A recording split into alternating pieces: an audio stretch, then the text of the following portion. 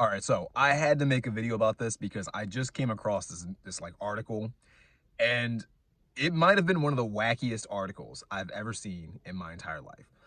For you watching right now, when I was in college, I went to Penn State. I was a criminology major. I saw a lot of court cases when we had to do our research. And there are a lot of wacky court cases out there. There's a lot of wacky claims that people make. There's a lot of wacky claims that get taken seriously and actually lead to people getting, I guess, a proper judgment in their favor. This is one of those judgments. This is one of those like claims that you read it on paper and you're like, what even is this? This is garbage. This is nonsense. This is like goofy. And then I like it blows my mind. It honestly makes me take people less seriously every single day. So let me get past the point of me yapping too much. I saw this article, and basically this girl named Nicole, she, I guess, sued her old employer for discrimination because she has ADHD, and because they figured she's not able to commit to her work tasks, she's falling behind on her projects. And yeah, she called it discrimination, and she claimed that she had ADHD, and apparently she won. Apparently she won. I saw that and I thought to myself, what do you mean she won a case because she fell behind on her work tasks because she has ADHD? First of all, I want to say this right here now. This might offend people. It is what it is. ADHD does not exist. I don't care what anyone says. I shouldn't say that. If you have some good evidence to prove that ADHD is something that objectively exists, that objectively hinders you in some measurable way that you cannot control with a little bit of practice or a little bit of discipline, please send it to me. I'll read it. I'll do a video apologizing to you. I'll do that. I've yet to see in the past decade of me hearing about ADHD, I've yet to see anything valid that ADHD truly exists for people. And when I say this, people always say, oh, I can't concentrate on these things. I have ADHD. It's like, what does that mean you can't concentrate? You have ADHD. You're lazy? That's what it sounds like to me. You're lazy or you just don't care, which is fine. Most of us don't care about lots of things, but I hate when people label things and try to make it seem like it's more medical or more serious than it actually is. Just be honest, bro. You go to work and you just don't like work, which is why you fall behind on your work and which is why you don't do the things you need to do. Same with this chick, Nicole, who made this claim in court and again, somehow won. I'm reading through and they're like, oh, she has ADHD. And whenever she was at work, she would just leave and she would go to Starbucks and get massages and go to the supermarket. And she found it so difficult to concentrate on her work and to concentrate on her projects and to stay on top of her tasks. She was always so disorganized. And it was like, oh, she's being discriminated against because you called her disorganized, as if it's some insult. It's like, no, objectively, she's disorganized. She can't keep her tasks in order. By definition, she is disorganized. She is the opposite of organized. And it just blows my mind. It's like, and the reason why I say like ADHD doesn't exist, and the reason why I think all this stuff is so garbage, and this is like one of many things that we do, that one of the many terms that people throw around nowadays, and they claim that they have these like weird conditions or these weird traits. The reason why I think ADHD in particular is so garbage though, especially being someone who is like a productivity coach and tries to help people deal with productivity because you just need to be productive in society in order to get ahead in life, to just live, but especially to get ahead, you just have to have it. You can't negotiate with it. ADHD only exists when you're doing a task that most people just don't like to do. Does that make sense? Like, I've seen young boys get diagnosed with ADHD. And it's like, okay, how does he have ADHD? Well, he can't concentrate in school. Okay, what else? He can't seem to focus on his like test, or when we give him homework, he struggles to get it done. Okay, so he's like every kid in school because most kids don't want to be in school and the stuff you're giving them is boring and they're kids. No, but he has ADHD. Those other people, they focus on it well. Hold on. Is it that they don't have ADHD, or is it that they might have a little bit more discipline from their parents, or the incentives that their parents might give them are a little bit stronger, which forces them to actually get the work done, despite them, just like the kid you're labeling with ADHD, also not wanting to do the work? Is it ADHD, or is it just a lack of incentive and a lack of maybe a little bit of discipline? It's probably a lack of discipline and incentive. That's really what it comes down to. And I say this because the same kid that has ADHD in school is also the same kid that can sit on Call of Duty and play that for 10 hours a day, or he can play Grand Theft Auto for 12 hours a day, or he can do other stuff, go to the mall with his friends, or talk online on chat, or, you know, watch a stream online for 12 hours, 10 hours, 15 hours, whatever. They can do those things all day and have perfect focus. It doesn't go away. But when you ask him to do a math assignment for something that he does not care about, for something that he does not foresee being beneficial to his life, then he has ADHD. No, the thing's just boring. He doesn't care. So your job as a teacher is to make them care. And I'm not trying to like pick on teachers, even though I do think that's the job of teachers. I think that's kind of where it starts. You need to learn how to incentivize people to become interested in certain topics or certain activities. That is literally like, that's how you remove ADHD. That's how you eliminate it. But you don't really eliminate it because it doesn't really exist. So this chick, Nicole, they're like, oh, well, you know, she has ADHD. She can't concentrate on her work, but she can get massages. And I know technically massage is like something you're like passively just there for. But my point is, she's skipping meetings and she's skipping work to do other things that she seems to enjoy. She can go to Starbucks. What are you getting Starbucks for? Caffeine? For what? You're not at work. What do you need caffeine for? You're not doing anything. You're procrastinating. You're not working. So what do you need caffeine for? To socialize? Well, socializing takes a little bit of focus, takes effort. If you can sit around and socialize all day, then you don't have ADHD, because clearly you can dedicate yourself to a task for an extended period of time, right? So you don't have ADHD. What else? I'm sure if she went to a movie, she could probably sit in a movie theater for an hour and a half, 2 hours, watch a whole movie, watch a rom-com or something she likes to watch, and she probably wouldn't be all that distracted or unfocused in the movie theater.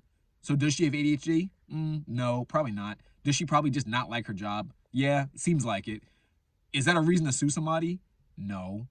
Should we call these things ADHD? Should we give these things labels and excuse people when they just have bad performance or when they're just lazy or undisciplined?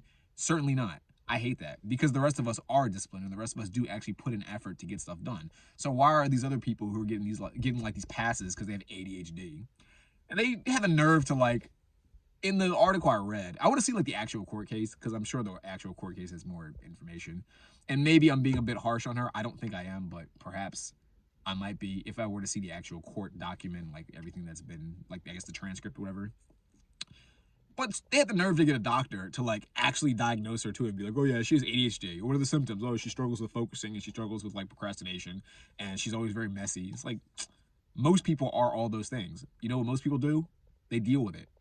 They find ways to not be messy. They take time out of their day to clean up a little bit. They take time when they're not focused to just concentrate and focus on the thing they need to focus on. I guarantee you, Nicole, if I had $1 million and I said, sit in this room for an hour and do absolutely nothing, and I will give you $1 million if you can fulfill that task, I guarantee she'd get it done. Why? Because she wants the $1 million. She's incentivized to get it. Therefore, she's actually going to put in the effort to get it. In her job, she probably just doesn't care about the job that much, and she probably gets away with stuff all the time. Clearly she does.